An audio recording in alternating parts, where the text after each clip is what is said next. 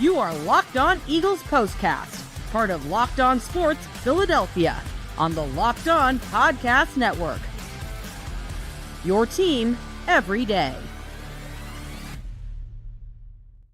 That's right. It is the Locked On Eagles POSTCAST. Jason Myrtetus, Harry Mays, instant reaction to a breathtaking game, said no one ever. Today's show is brought to you by LinkedIn. LinkedIn Jobs helps you find the qualified candidates you want to talk to faster. Post your job for free at linkedin.com/LockedOnNFL.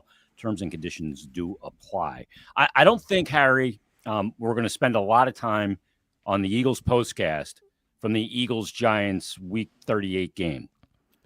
No, I mean, they got their 14th win. They're 14-3 now. They had the second seed in the NFC already locked in. They couldn't move anywhere. And 11 straight wins now at home against the New York Giants, which is kind of interesting. What? But 11 straight at home. 11 straight at home. Oh. But I mean, no Hurts, no Devontae Smith, no AJ Brown, no Saquon, Lane Johnson, Mulata, Dickerson. We're all out on the offense. Right, and Jalen Carter was out, Zach Bond's out, Nakobe Dean, Darius Slay. So it was a good week for them to be able to rest all those key guys because like we said earlier this week on our other podcast, they've been going straight through since October 13th. That's 12 straight weeks of football because they had the bye so early. So that's why I had really no problem with them resting Saquon. Now, if Saquon only needed 15 yards to get that record or something, and you could have put him in there for a series or two, he gets the record, pull him out, fine. But he needed 100 yards. And, that means he's in there. If they wanted to, but it wasn't important. You saw a Baltimore back go down today. Oh, really? He got hurt, yeah. And I saw somebody tweet it. He's on the turf holding his knee, and that's good. And somebody goes, that's why you don't play Saquon today. Well, Baltimore played yesterday. Or maybe it was yesterday, yeah. Okay, yeah. So, right. I mean, he's such a key element to this offense. Why play him? I mean, like I said, I had no problem with it. He obviously would have loved to have had the record, but I think he understands, there's bigger things at work here. So I had no issue with it. Yeah, the reason why he wants the record is because the rest of his life after football, whenever he goes anywhere, the all-time NFL rushing champion, single-season rushing champion. Right. That's what Dickerson's been doing since '84. Oh, exactly. He's been milking that thing since I was at Shippensburg. Yeah. Yeah. So, and you get to sign things with that on it. And right. It's like when you make the Hall of Fame, your signature goes up a ton because you write HOF. HOF. And the year you went in on there, and exactly. Also boom, triples your value in the autograph market. But a couple of big things. I mean, you saw Dallas Goedert get back on the field today. He had a couple of catches early on. In fact, the first play was a 16-yard reception from Tanner McKee. I thought Tanner McKee looked good. I think he's better than Pickett.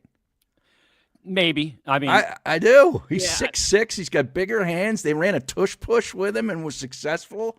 He's a big boy. He is a big dude. I mean, look at his numbers. They chucked it 41 times with him. I know. With Dotson as your number one wide receiver. Who actually played well. Yeah, he played okay. You saw Smith get a touchdown, that 5th-round pick they took in the draft from Texas A&M. You saw, Jake Elliott missed a field goal early in this game from 39 yards, but then he made a couple too. So it was good to see him, make that last one there to make it. Well, what the final score was, 20-13. Yep, 2013 final. How about the play? I was kind of surprised by the competitiveness of the Giants today.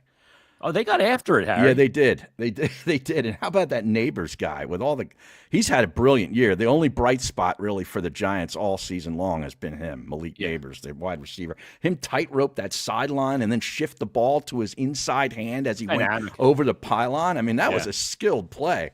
Yeah, not Jim Neighbors, Harry. Surprise, surprise, surprise. Of course, that was Gomer Pyle. No, not him. But how about the broadcast crew today? Boy, do we have what is this, the F team? You all doing down to letter F?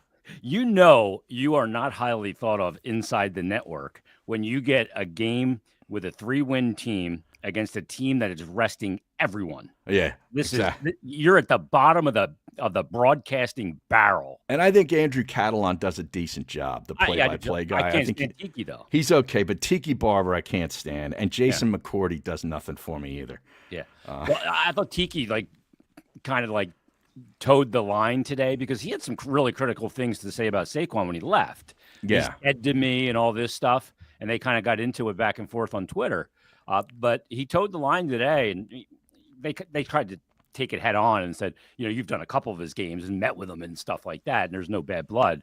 But you know that a lot of that's for sports radio. He does sports radio in New York City. Yeah. He's going to have to play it up, pro Giants and pro Giants fans and anti red meat to the fan base. He's got to do that. So I had no issue with that. He's just doing his job. The good news is that now that the regular season is over and we're headed to the playoffs, Harry, no more crap announce crews. Right. You might get Greg Olson again, who I like, but we'll see who they end up getting and when the game ends up being. Do we even know who they're playing next week? Well, we don't know. Harry? We don't know as of yet because there's 2 games in question here that will determine who they play.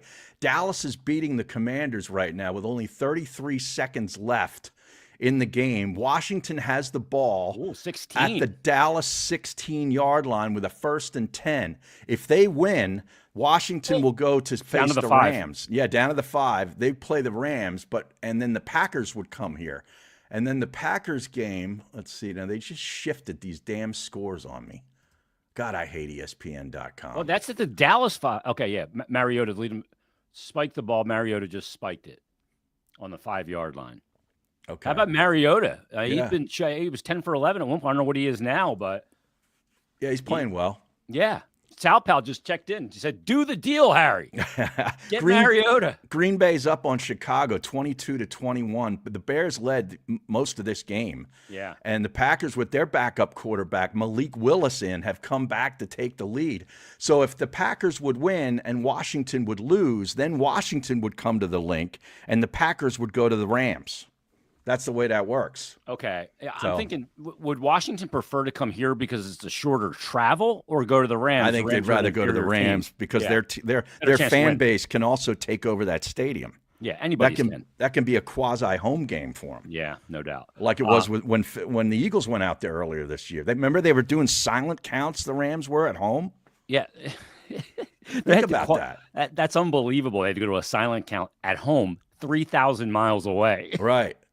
That's bananas. Now, Washington with 7 seconds left. I guess, what are they going to do? Try a field goal here? I guess they're going to try. Ties it. Do they go for the tie or they go for the win? Well, Mariota spiked the ball on the last play, so that was just to stop the clock. They didn't try to score there, so I'm assuming they're trying to kick a field goal and tie it and force overtime. Oh, jeez. These 2 teams just end it? I know. This NFL knows how to drag it out NBA style these days. Well, the Cowboys are competing here today. Now, they beat Washington in a crazy game earlier this year, but Trey Lance got the start for the Cowboys. Yeah. Their 3rd-string quarterback. He actually played well. He's 20 of 34 for 244. Yeah, I don't know how to judge anything in Week 18, Harry. I really don't. Well, I mean, I There's see what you're saying. 3rd-string quarterbacks in. The Eagles appear. Tanner McKee looked good today, but you're playing the Giants. I don't know how to measure any of the performances today. Well, we'll just figure this out who's playing who. The thing about watching McKee, though, which I was impressed, is these guys get very little, if any, reps during the week in practice. So basically, this week was his biggest week of practice where he knew he was going to play, right? And look how he looked. Yeah, he looked good. Yeah, you're right. Like, the backup quarterback doesn't get much, let alone the 3rd string. He might get some scout team stuff. Right. But that's about it. Sometimes, you have a 3rd string quarterback that can imitate the opposition quarterback. Oh, Washington just scored a touchdown. Okay. Mariota with a pass to Terry McLaurin for 5-yard touchdown. So they're going to win. That game's over. They're now the 6th seed going to L.A. It's official. The Packers will come to the link. Okay. So there you go. So Washington's going to go to Los Angeles. Yep. And the Eagles will host the Green Bay Packers, who, by the way, they played earlier they opened up the season with Green Bay down in Brazil, for goodness sake. Yeah. From Brazil to NOLA, Harry, to New Orleans, Louisiana. That's the run this year. That's where you want to end up, but you're going to have to go through the Packers, who they played in Brazil in Week 1. Right. Yeah. Refresh my memory on that. What was the final on that? 34-29? I'm going to bring it up right now because I don't. Yeah, it was 34-29. You're like a Mensa, man. Yeah, 34-29. Yeah, I remember all this crap. And I know A.J. Brown had a huge touchdown in that game. And 119 yards on 5 catches. Yeah, he had a big day, and I want to say because I went back through some of the games today. You got them all printed there, Harry? Well, I went back and highlighted certain plays. 67-yard touchdown catch and run that put the Eagles up 24-19 in that Green Bay game down in Brazil. Early in the third, right as the third quarter began. Yeah, correct. 14:09 mark. I mean, only 51 seconds in, they throw that bomb and end up winning that game. 34-29, they're off and run. I don't know that they gave up 29 points in any other game this year, did they? Yeah, I don't know. Maybe Washington. Yeah, that might be the only one. In the last loss. I'm looking here. 23. Rams, they gave up 20. Yeah, 33 was the only other time it was 28. Commanders. They lost to the Commanders. Yep. Yeah, that's unbelievable. 36-33 was the final now. Oh, was it 36-33? Yeah. Okay. Okay, so Green Bay's coming in. All right, Yep. let's regroup on that real quick. We're going to take our first time out. We'll come back. We'll talk about the path to New Orleans. And we got to just kind of look at this whole thing soup to nuts. I mean, we're not going to break down anything with this particular game. They finished 14-3. Saquon is in the conversation for MVP, league MVP. Mm-hmm. I don't know that he gets it. No, I think Josh Allen's going to get it. Big question mark going forward, though, Harry, too, will be Jalen Hurts' health. Yep. Still wasn't cleared this week, was he? I'm not sure. Oh, man. I'm not sure. He wasn't playing, so I didn't really pay attention to that. All right, let's take the time out. We'll come back out. We'll talk about all that and more right here on the Eagles Postcast. Yeah, I got to tell you about LinkedIn, Jason. Growing your small business in 2025 comes down to how well you can hire. And let's face it, better hires start with smarter insights. That's where LinkedIn comes in. With the strongest hiring data available, LinkedIn helps you identify the right candidates, giving you the confidence to make the best decisions for your business. I've used LinkedIn Jobs myself, and I can tell you it's a game changer when it comes to hiring the right fit. Small businesses, they're wearing a lot of hats, so every hire is crucial. LinkedIn gets that. That's why they connect you with the best candidates using data you won't find anywhere else. From unique skills and interests to the connections you share, LinkedIn helps you find the right person for the job. In fact, 72% of small businesses say LinkedIn has helped them find high-quality candidates. It's so important to make the right hiring decisions. Having access to insights like what skills candidates have and how they've connected to your network, that helps you feel confident when you actually pull the trigger. So hire smarter this year and find your next great hire on LinkedIn. Post your jobs for free at linkedin.com/lockedonnfl. That's linkedin.com/lockedonnfl to post your job for free. Terms and conditions apply. All right, let me tell you about Rocket Money. This is something that I legitimately use, and it has saved me a lot of money.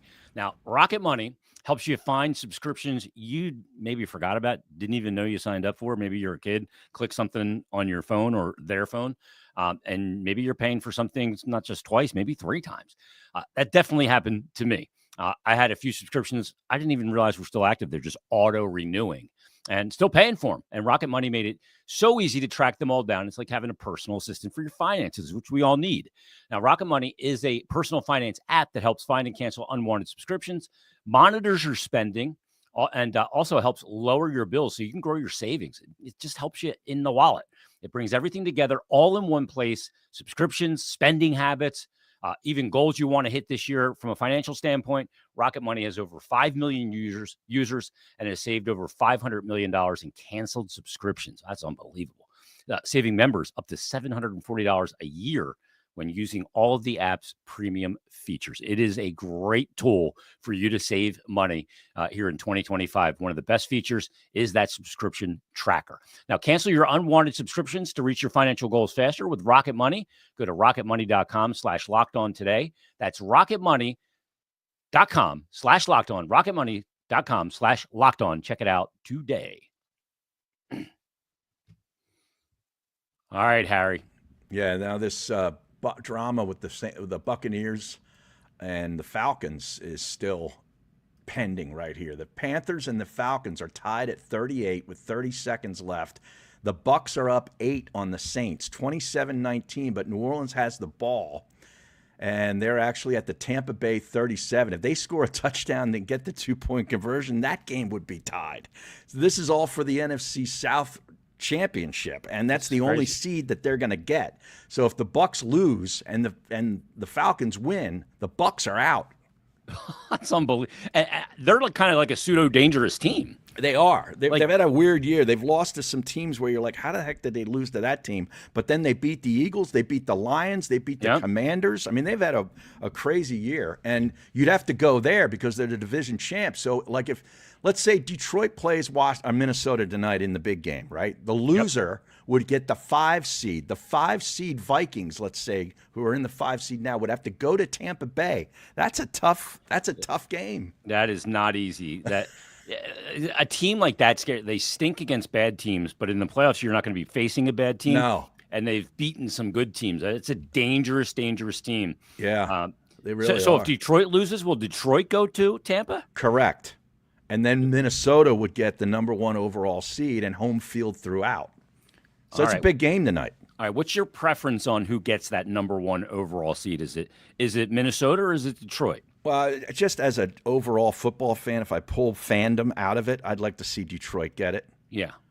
But, it would be pretty cool. I think the Eagles going to Minnesota, that would be good. In 2017. Exactly. I think that would be pretty cool. Yeah. All the storylines about their fans having they're scared to death of us.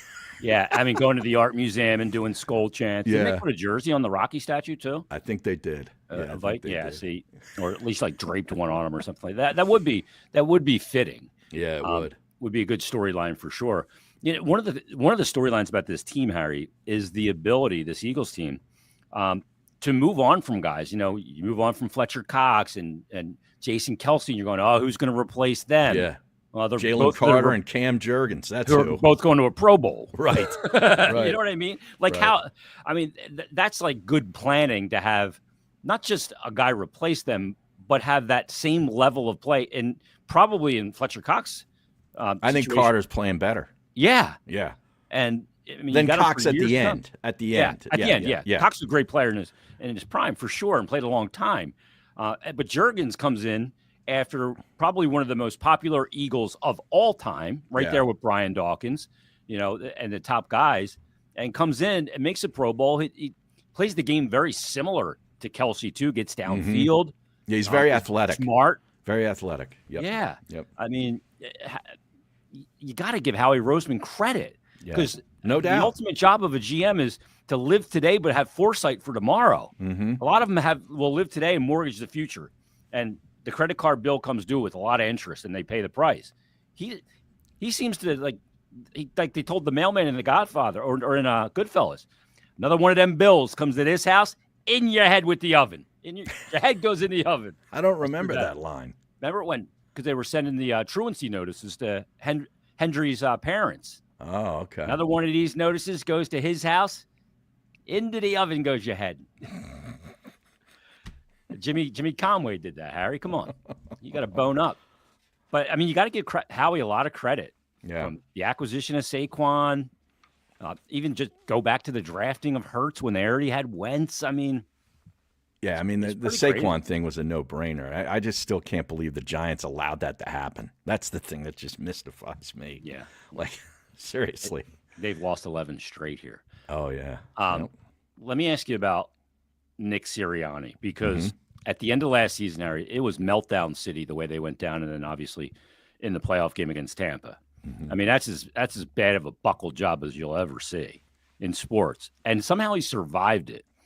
And they bring in some, new coordinators, Kellen Moore. Yep. You get Vic Fangio, Stoutland stays, who I think is never leaving. Yeah, they ought to build a statue of him eventually down there, Stoutland. It should be one at NovaCare for sure. And I mean that. I'm serious about that. Because, I am too. The work he has done is Jordan Mailata didn't have to put on shoulder pads when he was drafted, Harry. I know. Never played. Yep. And now, he should have been a Pro Bowl. I think he's a reserve this year. That was a great find by 7th Howie round too. Yeah. Yeah. Transferable skills, I believe, was the term he used from his rugby playing prior.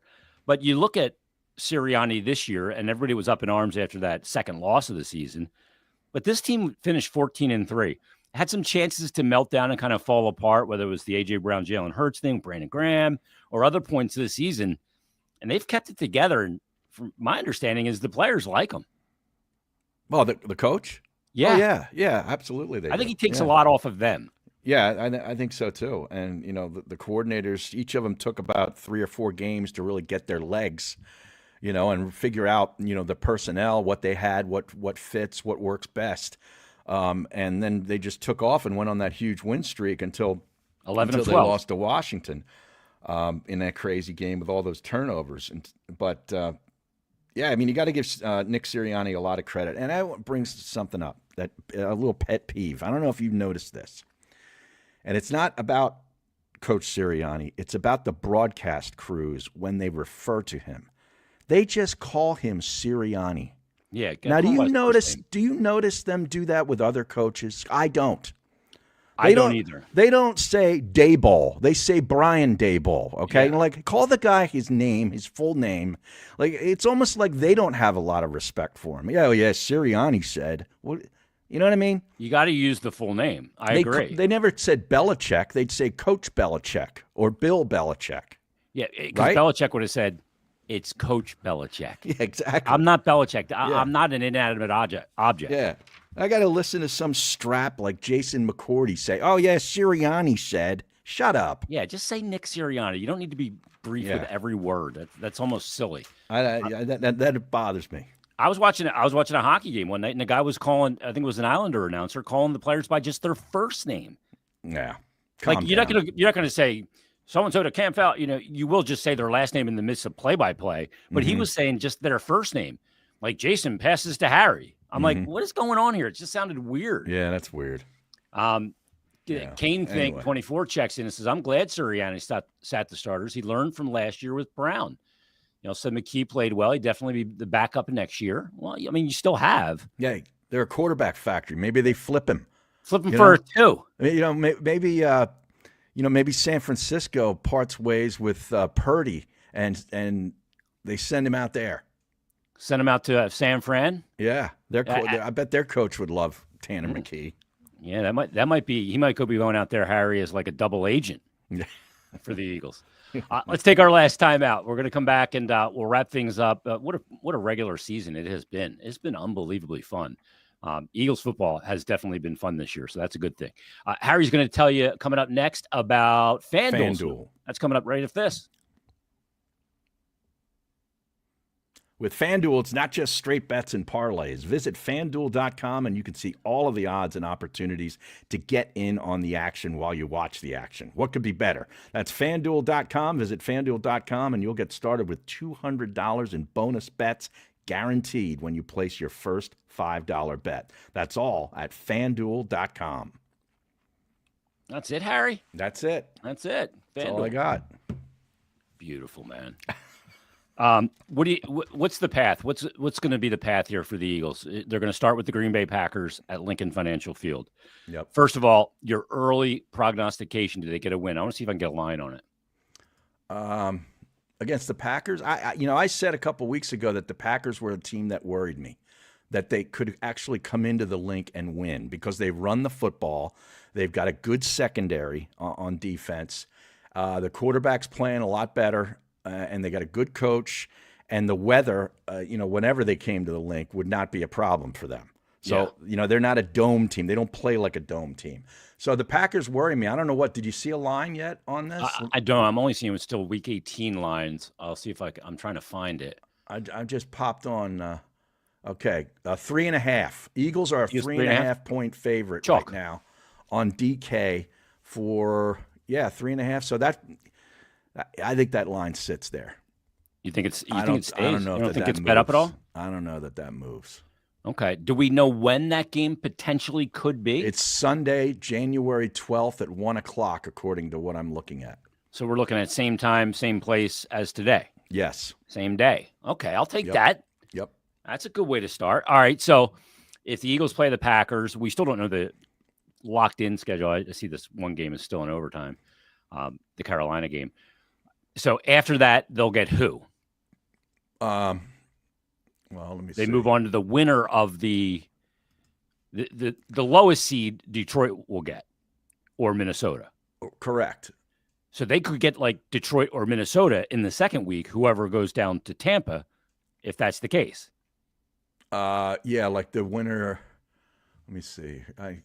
Because that would be a 5 seed in a bracket. I guess Detroit could get Minnesota conceivably in the second round.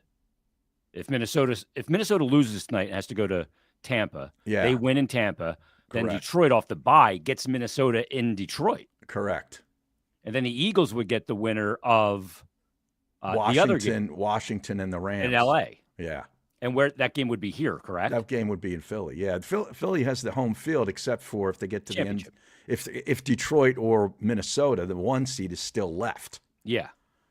That's the only two teams that can usurp them from home field through to New Orleans. Okay. Correct. All right. So you get the Packers, and then preference on the Rams or Commanders? Commanders. I'd say bring the Rams here. Yeah. Fly them across the country? Yeah, bring the Rams here. They beat the brakes off of that team earlier this year. Yeah. Out in L.A. I don't know. I think I'd like the Commanders. Would you? I don't think that they're going to be, primed. If they're going to get a wild card win if they're going to play the Philly the second week. That's about as far as I think they can go. That'd be a huge step for them. Yeah, it would be. It would be. I just don't. I get a little leery of playing division teams. Yeah, because anything can happen. The last thing, Harry, is this: Jalen Hurts. It's paramount that he plays. Obviously. Can you get by week 1 against the Packers without him? No. Maybe, but I don't want to try. So. No, I don't think so. Yeah, I just don't. I don't want to put Pickens in there. Pickett? Pickett, yeah, or Tanner McKee. No. Yeah, I would not. That line would not be 3.5. Harry. No way. So Vegas might know that Hurts is going to play. Yeah, I would think that's a heavy lean. He'll play. You usually don't see a guy not get out of protocol this slowly. You know what I mean? Unless it's a really bad one, but it didn't look like it was that bad. Not that you can judge it by that, but I don't know. I hope he's back. We'll see where it goes. And they got Goddard back, so they're at full health. Well, he was apparently doing stuff at practice the other day. Okay, so they just didn't reactivate him or whatever. With the walkthrough and so forth. So I think he's going to be fine. All right, good. Yeah, he'll be fine. And they survive the games without him. They get wins, and you'll take it and move on from there. So it'll be 1:00 next Sunday at Lincoln Financial Field. The tailgate will be just bananas, nuts, Foster down there. Yeah, now Tampa locked in that seed now. They won the game. Okay, so Tampa's in. The Atlanta score is irrelevant. Doesn't matter. They can't get in. Okay, so Tampa is gonna host Correct. The loser of the game between Detroit and Minnesota. Correct. The 5 seed. Yep. That's no bargain for them either, really. That'll be a good game. Whoever it is. Yeah. Yeah. At least you got the home field advantage. All right, we'll do this again next week for week 1 of the playoffs. Wildcard weekend. Harry and I'll be back with another Eagles postcast. Thanks for everybody for making Locked On Eagles postcast and Locked On Eagles Daily your first listen every day. Now for your second listen, go find the Locked On NFL with 2 shows every day. First, the bad man Tyler Rowland kicks off their morning with a double shot of NFL espresso, and then stop by the barbershop with Tony Wiggins for some great NFL talk. It's Locked On NFL. You can find it on YouTube or wherever you listen to your podcast. We'll be back next week. Playoffs begin right here on the Locked On Eagles postcast.